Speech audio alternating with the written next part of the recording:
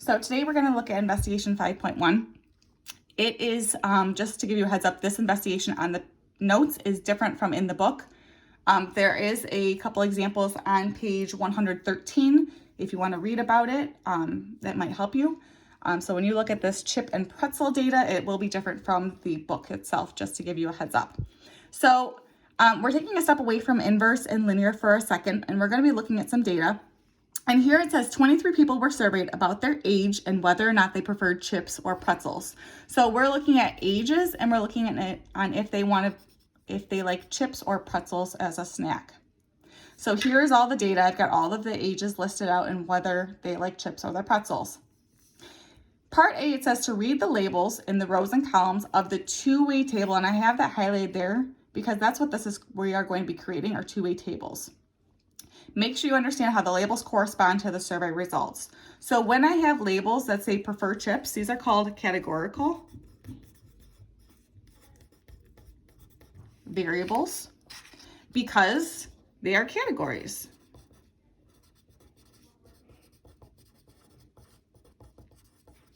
It's either you like chips or you like pretzels, one or the other categories. I'm also going to include there are no numbers, and I'm also going to include can be placed on a, they can't be placed on a scatter plot. I can't put categories in a scatter plot, only numbers. Whereas labels like age is less than, and this symbol means less than, in case you didn't know that, these are numerical variables because they are numbers. There are numbers. There are ages.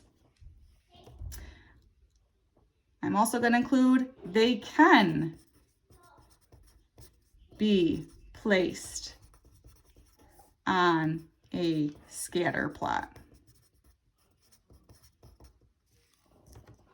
We're all about the data. We're all about plotting it for investigation 5. So for part B, it says to make tally marks in the cells in the table. So we're looking over here. And count the answers. So ages less than 30. So less than 30 who want chips. So 1, 2, 3, 4, 5, 6, 7, 8, 9. So I'm going to make tally marks here. 1, 2, 3, 4, 5, 6, 7, 8, 9. Then those of my people who are less than 30 who want pretzels. 1, 2, 3, 4 of them. So I'm putting 1, 2, 3, 4 tally marks. I apologize for the sun in your way. Those people who are 30 and older who prefer chips, I've got 1, 2, 3 people. So I'm making 3 tally marks in that box.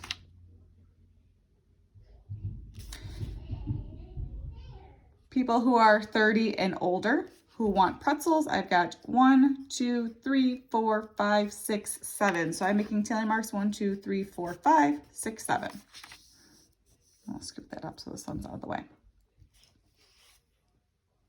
So this, and I'm going to add just into my notes, this is under 30. That's what this means. Age is less than 30. This is 30 and older. I just like to write this out just because that's the way that I think. The less than and greater than symbols sometimes can be confusing. So all I've done was take this data and I've put tally marks in the chart. This is called raw data. I haven't done anything with it. I haven't compared anything. I haven't changed it. These are just the numerical results. I'm going to highlight that too. These are just the numerical results. These are numbers, 9, 3, 4, and 7. So based on this raw data, so looking at this data, it says, does it seem like 3 times as many young people prefer chips than older people? Well, my young people here, it says, and I'm going to label these my young people, have 9, and we'll call them old people, appear to have 3 that prefer chips. So if I look at this, well, 3 times 3 does give me my 9. So if I take my 3, multiply it by my 3 times, it equals 9. So yes, this does look like my young people are 3 times more likely to like chips than my old people, because 3 times 3 is 9. Now, if I take this data and I actually do some calculations and I change this a little bit, I'm just going to write my numbers. So taking my tallies, I've got 9 young people who like chips and 4 young people who like pretzels, 3 older people who like chips, and 7 older people who like pretzels. I'm just going to make some totals here. 9, 10, 11, 12 total people who like chips. 7, 8, 9, 10, 11 total people like pretzels. I have a total of 13 people that are less than 30, a total of 10 people who are 30 and older, giving me a grand total of 23 people that were surveyed. So I just created some totals for this chart. So now I can actually visualize how many people are actually surveyed. Now, looking at these totals, does it change our mind about the 3 times more young people prefer chips than the older people? Well, if I look at this, I have 9, so I'm gonna age less than 30 and age 30 and older. Well, if I have 9 people who like chips out of the 13 who were surveyed that were younger than 30, and then I've got 3 older people who like chips out of the 10 people surveyed, does that still look like it's 3 times greater? Well, all I know about fractions is I get a common denominator, and I'm going to do 130. Just multiply those 2 guys together. 130.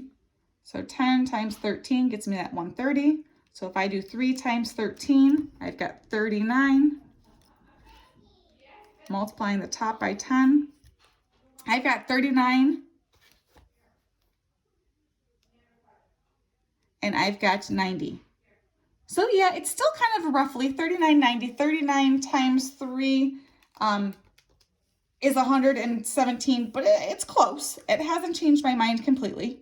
Now, when we actually get to data, so now here I'm looking at it as in fraction format. I want to actually change this to relative frequencies. The best way to compare data is by relative frequencies, which are percentages. The best way to look at data, I'm just repeating myself, is by percentages, relative frequencies. And you will hear relative frequencies quite a bit. Every time I say relative frequencies, I really just mean percentages. So when I look at this, I'm just changing them into percentages. So if I have 9/13, which we've calculated out here, I've got 9 divided by 13, and I get 0.6923, blah, blah, blah. I'm changing that to percentage, so that'd be 69%. And if you aren't familiar with this, if you don't remember the skill from 6th grade, taking a decimal to percent, you move the decimal 2 spaces to the right and multiply. Let me scoot my paper over for you. And multiply by 100. All right, going back up to my older people, 30 and older, I've got 3 out of the total 10. If I do 3 divided by 10, I get 0.30, which is 30%. If I look at my pretzels, I've got 4 young people out of the total of 13. If I do 4 divided by 13, I get 0.30769, blah, blah, blah, blah, blah. I'm going to round that up to 31%. And then lastly, I've got 7 people out of the total of 10 people who are 30 and older that were surveyed. I get 0.7, move that to the right, 2 spaces, multiply it by 100, gives me 70%. So now I can actually look to see, going back to the original problem of, does this column of people who are below 30 or younger than 30, is it 3 times the amount of people who are 30 and above? Well, now if I look at it this way, if I look at percentages, if I take 30 and multiply it by 3, I get 90%. 30 times 3 does not equal 69%. So I'm going to write no down here. If I take my 30% and multiply it by 3 times, because it's 3 times the amount in the problem, that would equal 90%, not the 69% that they have here. So, moral of this whole story is, don't use raw data. Don't just look at the tally marks. So if you're looking at this stuff up here, don't just look at these tally marks and say, oh yeah, it's 3 times 3 gets me to 9, so yeah, it's 3 times larger. No, you cannot just look at the raw data. You actually have to look at the grand total. Look at the total number of people being surveyed. So you want to not use this raw data. You want to use the percentages, the relative frequencies. And I'm going to use that, write that. Use relative frequencies, aka the percentages.